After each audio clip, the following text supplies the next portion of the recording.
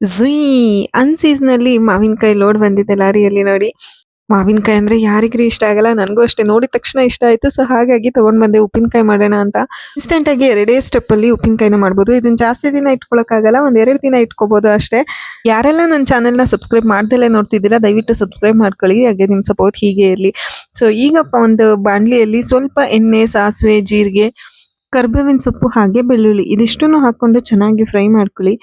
ಅದು ಫ್ರೈ ಆಗೋ ಅಷ್ಟರಲ್ಲಿ ನೀವು ಯಾವ ಥರ ಉಪ್ಪಿನಕಾಯಿ ಮಾಡ್ತೀರಾ ಅಂತ ನನಗೆ ಕಮೆಂಟ್ ಬಾಕ್ಸಲ್ಲಿ ತಿಳಿಸಿ. ಸೊ ಫ್ರೈ ಆದಮೇಲೆ ಸ್ವಲ್ಪ ಖಾರದ ಪುಡಿ ಹಾಗೆ ಉಪ್ಪನ್ನು ಹಾಕ್ಕೊಂಡು ಲೈಟಾಗಿ ಆ ಬಿಸಿಯಲ್ಲೇ ಫ್ರೈ ಮಾಡಿ ಅದಾದ ನಂತರ ನೀವು ಸ್ವಲ್ಪ ನೀರು ಹಾಕ್ಬಿಟ್ಟು ಕುದಿಸ್ಕೋಬೋದು. ಮಸಾಲೆ ಎಲ್ಲ ಕುದ್ದು ಗಟ್ಟಿ ಆಗೋ ತನಕ ಅದ್ರ ಪಾಡಿಗೆ ಅದನ್ನು ಬಿಟ್ಬಿಡಿ. ಅದಾದ ನಂತರ ನೀವು ಕಟ್ ಮಾಡಿರುವಂತಹ ಮಾವಿನಕಾಯಿ ಪೀಸಸ್ನ ಆ್ಯಡ್ ಮಾಡ್ಕೋಬೋದು. ನೋಡ್ತಿದ್ರೆ ಬಾಯಲ್ಲಿ ನೀರು ಬರುತ್ತೆ ಅಲ್ಲ, ವಾವ್! ಸೊ ಊಟಕ್ಕೆ ಸೈಡ್ ಸಿಗಂತೂ ಸೂಪರ್ ಆಗಿರುತ್ತೆ. ಅದರಲ್ಲೂ ಮೊಸರನ್ನ ಮಜ್ಜಿಗೆ ಅನ್ನಕ್ಕಂತೂ ಹೇಳಿ ಮಾಡಿಸ್ದಂಗೆ ಇರುತ್ತೆ. ಸೊ ನೀವು ಸಹ ಟ್ರೈ ಮಾಡಿ. ಹಾಗೆ ಮಾವಿನಕಾಯಿ ರೆಸಿಪೀಸ್ ಇಷ್ಟ ಆಗೋರು ಲೈಕ್ ಮಾಡೋದು ಮರಿಬೇಡಿ.